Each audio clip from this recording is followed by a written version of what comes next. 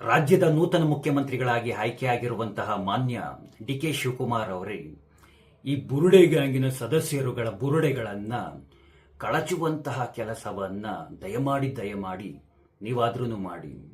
ಅಲ್ಲ, ಈ ಬುರುಡೆ ಗ್ಯಾಂಗಿನ ಬುಡವನ್ನ ಭೇದಿಸೋದಕ್ಕೆ ನಮ್ಮ ರಾಜ್ಯ ಪೊಲೀಸ್ ಇಲಾಖೆಗೆ ಇನ್ನು ಎಷ್ಟು ದಿನಗಳ ಕಾಲ ಬೇಕು? ನಮ್ಮ ರಾಜ್ಯ ಪೊಲೀಸ್ ಇಲಾಖೆಯ ಕೈಗಳನ್ನ ಕಟ್ಟಿ ಹಾಕುತ್ತಿರುವಂತಹ ಆ ಕಾಣದಂತಹ ಕೈಗಳು ಯಾವ್ಯಾವು? ನಮ್ಮ ಪೊಲೀಸ್ ಇಲಾಖೆಗೆ ತಲೆಯಲ್ಲಿ ಬುದ್ಧಿ ಇಲ್ಲ ಅಂತ ತಿಳಿದುಕೊಂಡಿರುವಂತಹ ಈ ಬುರುಡೆ ಗ್ಯಾಂಗ್ನ ಸದಸ್ಯರುಗಳು ನಮ್ಮ ಪೊಲೀಸ್ ಇಲಾಖೆಯ ಸಿಬ್ಬಂದಿಗಳನ್ನ ಬ್ಯಾವರ್ಸಿಗಳ ರೀತಿಯಾಗಿ ಬೀದಿಗಳಲ್ಲಿ ಸುತ್ತಿಸ್ಬಿಟ್ರು. ಈ ಬುರುಡೆ ಗ್ಯಾಂಗ್ನ ಸದಸ್ಯರುಗಳು ಇಡೀ ರಾಜ್ಯದ ಜನರನ್ನೇ ಬಕರಗಳನ್ನಾಗಿ ಮಾಡಿಬಿಟ್ರು. ಇಂತಹ ಬುರುಡೆ ಗ್ಯಾಂಗ್ನ ಸದಸ್ಯರುಗಳಿಗೆ ಸರಿಯಾದಂತಹ ರೀತಿಯಲ್ಲಿ ಬುದ್ಧಿ ಕಲಿಸುವಂತಹ ಕೆಲಸವನ್ನ ನೀವೊಬ್ಬರು ಅಪ್ಪಟ ಮಂಜುನಾಥ ಸ್ವಾಮಿಯವರ ಭಕ್ತರಾಗಿ ಯಾವಾಗ ಮಾಡ್ತೀರಾ?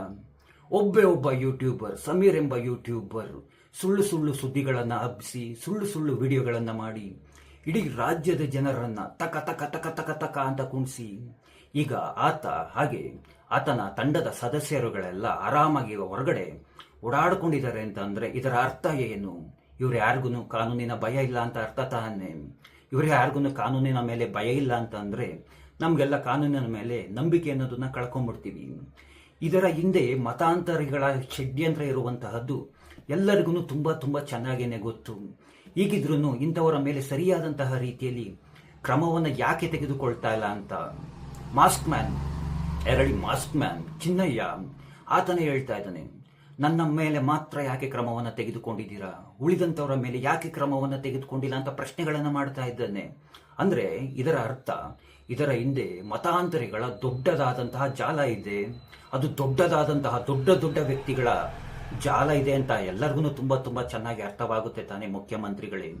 ದಯಮಾಡಿ ಇಂಥವರ ಮೇಲೆ ಸರಿಯಾದಂತಹ ಕಾನೂನಾತ್ಮಕವಾಗಿ ಕ್ರಮವನ್ನು ತೆಗೆದುಕೊಳ್ಳಿ. ಸುಮ್ಮನೆ ಒಬ್ಬರು ಯೋಚನೆಯನ್ನ ಮಾಡಿ ಇದೇ ರೀತಿಯಾದಂತಹ ಕೆಲಸವನ್ನ ನಾವುಗಳೇನಾದ್ರೂ ಅವರ ಮತದ ಕ್ಷೇತ್ರಗಳ ಮೇಲೆ ಸುಳ್ಳು ಸುದ್ದಿಗಳನ್ನು ಹಬ್ಬಿಸಿ ಸುಳ್ಳು ವಿಡಿಯೋಗಳನ್ನು ಮಾಡಿಬಿಟ್ಟಿದ್ರೆ ಇಷ್ಟೊತ್ತು ಏನಾಗ್ತಾ ಇತ್ತು? ಅಯ್ಯೋ, ಅಂತಾರಾಷ್ಟ್ರೀಯ ಮಟ್ಟಕ್ಕೆ ತೆಗೆದುಕೊಂಡು ಹೊರಟೋಗ್ಬಿಡ್ತಾ ಇದ್ರು. ಅಂತಾರಾಷ್ಟ್ರೀಯ ಮಟ್ಟದಲ್ಲಿ ನಮ್ಮ ಮೇಲೆ ಕ್ರಮಗಳನ್ನೆಲ್ಲ ತೆಗೆದುಕೊಂಡು ಬಿಡ್ತಾ ಇದ್ರು. ಮೂರ್ಖ ಹಿಂದೂಗಳ ಈಗಲಾರು ಅರ್ಥವನ್ನ ಮಾಡ್ಕೊಳ್ಳಿ. ಹಿಂದೂಗಳನ್ನ ಎಷ್ಟು ತುಂಬಾ ಸುಲಭವಾಗಿ ಬಕರಗಳನ್ನ ಮಾಡಬಹುದು ಅಂತ ಅಂದ್ಬಿಟ್ಟು ಇಡೀ ರಾಜ್ಯದ ಜನರನ್ನ ತಕ ಅಂತ ಕೊಂಡಿಸ್ಬಿಟ್ರು. ಅವಾಗ್ಲೂ ಅರ್ಥವಾಗ್ಲಿಲ್ವಾ ನಿಮಗೆ? ನಮ್ಮ ಧಾರ್ಮಿಕ ಕ್ಷೇತ್ರಗಳ ಮೇಲೆ ಈ ಮತಾಂತರಿಗಳು ಯಾವ ರೀತಿಯಾಗಿ ಷಡ್ಯಂತ್ರಗಳನ್ನ ಮಾಡ್ತಾ ಇದ್ದಾರೆ, ಯಾವ ರೀತಿಯಾಗಿ ಅಂತಾರಾಷ್ಟ್ರೀಯ ಮಟ್ಟದಲ್ಲಿ ಷಡ್ಯಂತ್ರಗಳನ್ನ ಮಾಡ್ತಾ ಇದ್ದಾರೆ, ಎಷ್ಟೆಷ್ಟು ಕೋಟಿ ಹಣವನ್ನು ಖರ್ಚು ಮಾಡ್ತಿದ್ದಾರೆ ಅಂತ ಈಗಲಾರು ಅರ್ಥವನ್ನ ಮಾಡ್ಕೊಳ್ಳಿ. ಮೂರ್ಖ ಹಿಂದೂಗಳ ಸರಿಯಾದಂತಹ ರೀತಿಯಲ್ಲಿ ಅರ್ಥವನ್ನ ಮಾಡ್ಕೊಳ್ಳೋದಿಲ್ಲ, ವಿಷಯಗಳನ್ನ ತಿಳ್ಕೊಳ್ಳೋದಿಲ್ಲ. ಯಾರೋ ಒಬ್ಬ ಮೂರನೇ ವ್ಯಕ್ತಿ ಬಂದು ಮಂಜುನಾಥ ಸ್ವಾಮಿ ಅವರ ಮೇಲೆ ಸುಳ್ಳು ಸುದ್ದಿಗಳನ್ನ ಹೇಳ್ದ ಅಂತ ಅಂದ್ಬಿಟ್ಟು ಮಂಜುನಾಥ ಸ್ವಾಮಿಯೇ ಇಲ್ಲ, ಮಂಜುನಾಥನೇ ಇಲ್ಲ, ಅಣ್ಣಪ್ಪ ಇಲ್ಲ, ಏನ್ ಇಡೀ ರಾಜ್ಯದ ಜನತೆ ಕುಣಿದಾಡ್ಬಿಟ್ರು. ಈಗಲಾರು ಅರ್ಥವಾಗ್ತಾ ಇದೆಯಾ ಏನೆಲ್ಲ ನಡೀತಾ ಇದೆ ಅಂತ? ನೋಡಿ, ಅವ್ರ ಮೇಲೆ ಕಾನೂನಾತ್ಮಕವಾಗಿ ಕ್ರಮವನ್ನು ತೆಗೆದುಕೊಳ್ಳೋದಕ್ಕೆ ಎದುರುಕೊಳ್ತಾ ಇದ್ದಾರೆ. ಅಂದ್ರೆ ಎಷ್ಟು ದೊಡ್ಡದಾಗಿರ್ಬೋದು ಇವರ ಜಾಲ.